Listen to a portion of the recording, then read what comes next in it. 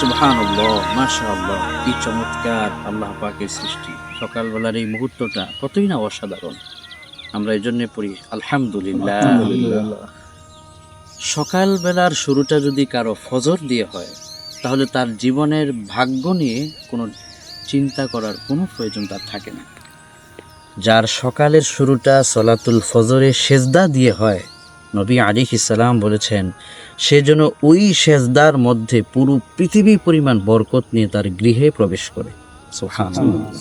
এই জন্য আল্লাহর হাবিব সাল্লাল্লাহু আলাইহি ওয়াসাল্লাম বলেছেন, মান সাল্লা সুবহা ফাহুয়া ফি যিম্মাতিল্লাহ। যে সকালে ফজরের সালাতে সেজদা দিয়েছে, তার 24 ঘন্টা তার নিরাপত্তার জন্য স্বয়ং আল্লাহ তাআলা তার দায়িত্ব নিয়ে নেন। আল্লাহু আকবার কাবীরা।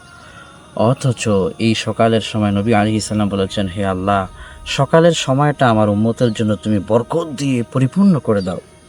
যারা সকালে ফজরে জাগ্রত হয়েছে, সরাসরি তারা রাসূল করিম সাল্লাল্লাহু আলাইহি ওয়াসাল্লামের দোয়া পেয়ে তারা সৌভাগ্যবান হয়ে গিয়েছে। আমরা আসলেই সত্যি সৌভাগ্যবান যে আজকে সলাতুল ফজর আদায় করে আল্লাহর একটা সৃষ্টির এই সুন্দর এই নদীর কিনারে আমরা দাঁড়িয়েছি।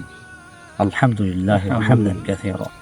আমাদের প্রতিটি মুসলমান ভাই বোন যারা সকালের ফজরে ঘুমিয়ে থাকে, তাদের জন্য একটু বিনীত অনুরোধ থাকবে যে যতই কষ্ট হোক সকালে জাগ্রত হন। সকালে জাগ্রত হয়েছেন মানে আপনার জীবনটার এক ধাপ আপনি এগিয়ে নিয়েছেন। আর সকালে আপনি ঘুমিয়ে থেকেছেন মানে জীবনটাকে এক ধাপ পিছিয়ে নিয়েছেন। এজন্যে বিশেষ করে যুবক ভাইয়েরা, যুবতী বোনেরা সকালে জাগ্রত হন। ফজরের সালাত আদায় করার আগে ওযু করুন। ওই সময়ের ওযু করার সাথে সাথে আপনার ডিপ্রেশন, মানসিক চিন্তা, তারপরে মানসিক চাপ এই ওযুর পানির সাথে সাথে সব ঝরে ঝরে পড়ে যায়। ডিপ্রেশনে আছে, নানান রকমের চিন্তাগ্রস্ত আছে, ফজরের সালাতে ওযু করেছে, সব চিন্তা পেরেশান পানির সঙ্গে ঝরে ঝরে সব পড়ে যায়। জন্য ফজরের সালাত আদায় শেষে যখন মানুষ আসসালামু আলাইকুম ওয়া রাহমাতুল্লাহ, আসসালামু আলাইকুম ওয়া রাহমাতুল্লাহ সালাম শেষ যখন করে মানুষ যখন বের হয়ে যায় মসজিদ থেকে, দেখবেন যে অন্যরকম একটা মনে হয় যেন নতুন একটা জীবন পেলাম। এই ফিলটা তারাই পায় যারা ফজরে জাগ্রত হতে পারে।